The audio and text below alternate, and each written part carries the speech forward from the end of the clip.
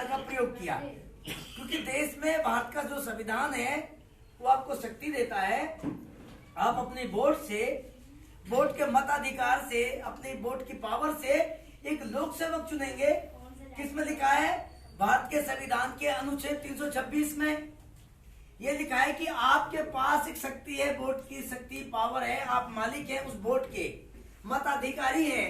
और जो वोट मांगने आपके पास आता है वो आपका एक नौकर होता है, आपका सेवक होता है, जिसे लोक सेवक कहा जाता है। और लोक सेवक क्या करेगा? अभी इसी इलेक्शन में आपके बीच में आएगा और एक आपसे हाथ जोड़ के कहेगा कि आप अपना कीमती वोट मुझे दे दीजिए, यानी मैं आपकी नौकरी करने के लिए तैयार हूं। अभी आएगा आपके बीच में कोई भी आदमी, बहुत सारे लोग आएंगे नौकरी के लिए। उसको तनख्वाह भी मिलती है विधानसभा से। वो तनख्वाह कहाँ से मिलती है? जो आपने अपनी वोट से जो नौकर चुना, उसको जो टैक्स जो आप देते हो, आप जो आटा जो रोटी खाते हो, आप जो गैस चूल्हा जलाते हो या घर में लकड़ियां जलाते हो, आप हल्दी मिर्च नमक तेल तम्बाकू जो भी लाते हो, सब में आपका टैक्स जाता है। आप सांस लेते हो सुबह से लेकर रात तक, वो सांस लेने का भी, पर्यावरण का भी आप टैक्स देते हो। पानी जो घर में आता है उसका टैक्स देते हो, बिजली जो आप इस्तेमाल करते हो उसका टैक्स देते हो। और इन सारे टैक्सों से जो आप कमाते हो, ये सब आदान प्रदान ऐसे ही चलता है। और ये सब क्या होता है? भारत के संविधान का अनुच्छेद 39 क्या कहता है? संविधान जो हमारे देश के महापुरुषों ने लिखा है, जिससे देश चल रहा है आज या चलना चाहिए था, वो क्या कहता है कि देश में राज्य की ड्यूटी बनती है कि जितने साधन संसाधन देश में होते हैं, जितना उपार्जन देश में होता है, जो भूमि देश की है, जितने पैसे की कमाई होती है, वो सब के सब देश के लोगों में सरकार की जिम्मेदारी होगी कि सरकार उसको बराबर बराबर बराबर बांटेगी। और बच्चों के लिए लिखा है कि उनको, जो बच्चे हैं, गरिमाई वातावरण में उनको शिक्षा दी जाएगी। या गरिमाई वातावरण के ऊपर बात याद आ गई। अभी आपके रेड लाइट पे, अभी सर्दी के टाइम में दिल्ली में आपकी जो रेड लाइट होती हैं, जहां गाड़ियां रुकती हैं, रेड लाइट पे सिग्नल होता है, वहां पे छोटे छोटे बच्चे नंगे पैर भीख मांग रहे होंगे। ये उनका गरिमाई वातावरण है। मतलब उनको गरिमाई वातावरण का मतलब है कि इज्जत के साथ, उनको इज्जत और सम्मान के साथ शिक्षा दी जाएगी। ये राज्य की ड्यूटी लगाई भारत के संविधान ने अनुच्छेद 39 में। लेकिन हो क्या रहा? बच्चे रेड लाइट पे भीख मांग रहे नंगे पांव। ये कौन सा वातावरण में उनको भैया सम्मान दिया जा रहा है? उसमें लिखा हुआ है कि महिला और पुरुषों को एक समान समझा जाएगा, महिलाओं की इज्जत करी जाएगी, उनको एक समान वेतन दिया जाएगा। या तो सारी की सारी महिलाएं बेरोजगार हैं। उसमें लिखा हुआ है 39 अनुच्छेद में कि किसी भी आदमी को अपनी शारीरिक क्षमता के विपरीत किसी काम में भूख के कारण ना जाना पड़े। यानी किसी बुजुर्ग औरत को, बुजुर्ग आदमी को किसी ऐसे काम में ना जाना पड़े कमाने के लिए जो उसका शरीर अलाउड ना करता हो। लेकिन यहाँ 80 साल का, 90 साल का बूढ़ा रिक्शा खींच रहा, उसे पैर घूम भी नहीं रहा है, वो ऐसे ही ऐसे करके, परसों मैंने बूढ़ा देखा, वो ऐसे करके पैदल चला रहा है, सर्दी में ठुठर रहा है वो बूढ़ा आदमी। बूढ़ी औरत पत्थर तोड़ रही है, दुनिया के घर में बर्तन मांजने के लिए जा रही है भूख के कारण। हमारे देश में जो दिल्ली राजधानी है भारत की, साथियों बड़ी गंभीर बात पे आपका ध्यान दिलाऊंगा। दिल्ली में अभी सर्दी के टाइम में छोटे छोटे बच्चे भूख से बिलख रहे होंगे। किनके? यहाँ पे कई हजार ऐसी महिलाएं हैं दिल्ली में, जिसको हम लोग यहाँ पे कोठा बोलते हैं। एक जीबी रोड उसका नाम दिया हुआ है। वो महिलाएं नीचे उतर के आती हैं और अपने लिए रोड पे खड़ी होकर लोगों को बुला बुला के कहती है कि आओ और मेरे शरीर का शोषण करो, मुझे 50 रुपए 100 रुपए दे के चले जाना। और उसको सरकार ने उसको एक लीगल तरीके से उसको एक जगह बना के और वहां औरतों को रखा हुआ है। क्या हमारे देश में उन 500 या 2000 या 5000 लड़कियों को हम क्या उन्हें अपनी बहन बना के घर नहीं ला सकते? क्या सरकार की ड्यूटी नहीं बनती थी? क्या सरकार उनको रोटी नहीं दे सकती? क्या उसके बच्चों को दूध नहीं दे सकती थी सरकार, जो उन्हें अपना शरीर बेचना पड़े दिल्ली में? जहां दिल्ली में राष्ट्रपति बैठता हो, प्रधानमंत्री बैठता हो, सुप्रीम कोर्ट दिल्ली में हो, पूरी दुनिया की एम्बेसियां दिल्ली में हो, और उसी दिल्ली में वहां की बेटियां ऐसा करने पे जो मजबूर हो रही हैं, इसके जिम्मेदार कौन है? जिम्मेदार है हमारे देश की सरकारें, जिनको 70 साल से चुन रहे हैं। उन्होंने भारत के संविधान पे कभी अमल ही नहीं किया।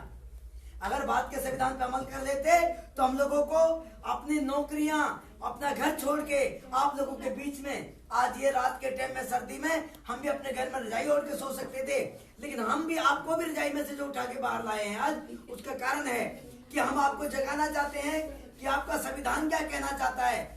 अनुच्छेद 16 आपका क्या कहता है? यहाँ पे अनुसूचित जाति जनजाति जिनको बहिष्कृत कर दिया गया, जिनकी जमीन छीन ली गई, जिनके समस्त अधिकार छीन लिए गए, उन लोगों के लिए राज्य की ड्यूटी है कि उनके बच्चों को फ्री में पढ़ाना, उनको नौकरी देना, रिजर्वेशन देना, ये सारी सरकार की ड्यूटी लगाई गई थी। लेकिन सरकार ने क्या बदमाशी करी? अनुच्छेद 16 में आर्टिकल 16 में 4A लगा के एक बदमाशी कर दी कि इसको राज्य पे निर्भर कर दिया कि राज्य सुनिश्चित करेगा, राज्य उसको मानेगा नहीं मानेगा ये राज्य की अपनी जिम्मेदारी बनेगी। ये आर्टिकल 16 की 7 बदमाशी करी गई। अनुच्छेद 17 में क्या लिखा हुआ है आपके लिए कि कोई भी आज से अस्पृश्यता का अंत किया जाता है। आप इसको बड़ी गंभीरता से सुनिए। आर्टिकल 17 में क्या लिखा है? आज से अस्पृश्यता का अंत किया जाता है, उसके द्वारा उपजी किसी भी प्रकार की नियोक्ता को दंडनीय माना जाएगा। आप सोचिए, दंडनीय माना जाएगा तो उसकी नियोक्ता क्या क्या होती है?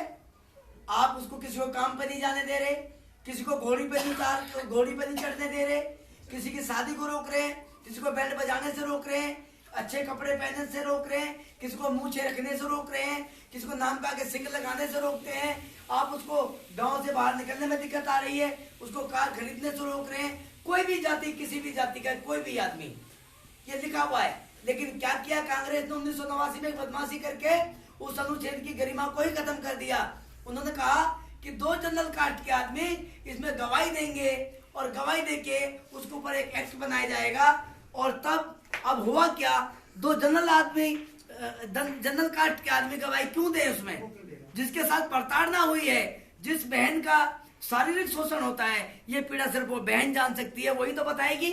अब उसका मेडिकल चेकअप कराएंगे तो पुष्टि हो जाती है। जब एक आदमी बता रहा है कि मुझे प्रताड़ना करी है, मेरे यहाँ पे चोट लगी पड़ी है, मेरा सर फोड़ दिया है, मुझे नौकरी से रोक दिया है, ये सारा कुछ जब दिखा रहा है तो उसमें भी किसी की गवाही की जरूरत नहीं है। संविधान बिल्कुल मना करता है कि किसी गवाही की जरूरत नहीं है, लेकिन कांग्रेस ने उसको बदमाशी करके उसमें 2 जनरल काट के गवाह डाल के उस अनुच्छेद को कमजोर करने का काम करा है। और आज बीजेपी जो आई है आपके सामने है, जब से सत्ता में आई है, वो पहले से कहते थे हम तो देश को हिंदू राष्ट्र बनाने के लिए ही सत्ता में आएंगे। हिंदू राष्ट्र क्यों बनाना चाहते हैं? या जैन रहता है, पारसी रहता है, बौद्ध रहता है, सिख रहता है, मुसलमान रहता है, ये कहाँ जाएंगे सारे के सारे लोग? क्या इनको दोबारा हिंदू बनाया जाएगा? अगर हिंदू बनाया जाएगा तो क्या ये हिंदू बनेंगे? क्या यहाँ मारकाट नहीं होगी? क्या जबरदस्ती किसी को हिंदू बनाया जाएगा? और अगर हिंदू बनाया जाएगा तो क्या वही पाखंड में झोंका जाएगा? क्या पे गणेश एक पत्थर की मूर्ति भी दूध पीती है? क्या उसको जबरदस्ती मनवाया जाएगा लोगों से? साथियों, ये बात उसके लिए नहीं है। ये मामला हिंदू राष्ट्र बनाने का है कि ये देश बौद्ध राष्ट्र, हिंदू राष्ट्र, इस्लामिक राष्ट्र, जैन राष्ट्र, पारसी राष्ट्र नहीं बनना चाहिए। हम संविधानवादी राष्ट्र निर्माण पार्टी के लोग इस देश को संविधान का राष्ट्र बनाना चाहते हैं, संविधानवादी राष्ट्र बनाना चाहते हैं जो धर्मनिरपेक्षता की गारंटी देता है, सबको बराबरी की गारंटी देता है, महिलाओं को बराबरी की गारंटी देता है। अभी जैसे हमारे साथियों ने बताया, हमारा पहला एजेंडा है हम इस देश में कंपलसरी एजुकेशन को वास्तव में लागू करेंगे। कंपलसरी एजुकेशन का मतलब क्या होता है? जो माँ बाप अपने बच्चे को नहीं पढ़ाएगा उसको भी हम दोषी ठहराएंगे, और जो स्कूल बच्चे को नहीं पढ़ाएगा हम उसको भी दोषी ठहराएंगे। और देखिए, संविधान में जो लिखा हुआ है, निरंतर चलने वाले कार्य को ठेकेदारी में दिया ही नहीं जा सकता। जो काम निरंतर चलने वाला है अगर वो ठेकेदारी में दिया ही नहीं जा सकता तो फिर शिक्षा तो निरंतर चलने वाला काम है, रोजाना का काम है, फिर यहाँ पे प्राइवेट स्कूल कैसे बन गए? संविधान में लिखा है कि निरंतर चलने वाले काम को ठेकेदारी में नहीं दिया जा सकता। तो जो बिजली का काम है, बिजली रोज चलती है तो बिजली डिपार्टमेंट को ठेके में नहीं दिया जा सकता। रेल रोजाना चलती है तो रेलवे को ठेकेदारी में नहीं दिया जा सकता। झाड़ू का काम रोज लगाया जाता है, झाड़ू सफाई रोज होती है तो सफाई के काम में ठेकेदारी नहीं हो सकती। जो भी काम निरंतर चलता है उसमें ठेकेदारी हो ही नहीं सकती, ये संविधान में लिखा है। लेकिन यह हो क्या रहा है? हमारा मुख्यमंत्री जी क्या बोलते हैं दिल्ली के, देखिए किस तरीके की बदमाशी करते हैं कि आप फरिश्ते बन जाइए, आप किसी को एक्सीडेंट हो जाए, बड़ी से बड़ी चोट लग जाए, आप प्राइवेट हॉस्पिटल में लेके चले जाइए, महंगे से महंगे हॉस्पिटल में लेके चले जाइए, खर्चा दिल्ली सरकार देगी। प्राइवेट हॉस्पिटल किसका है? वो आपके पैसे को, आपके टैक्स के पैसे को वो अपने रिश्तेदार को और अमीर बनाने का कार्यक्रम है। उस पैसे से उन्होंने ये कभी नहीं कहा कि आप सरकारी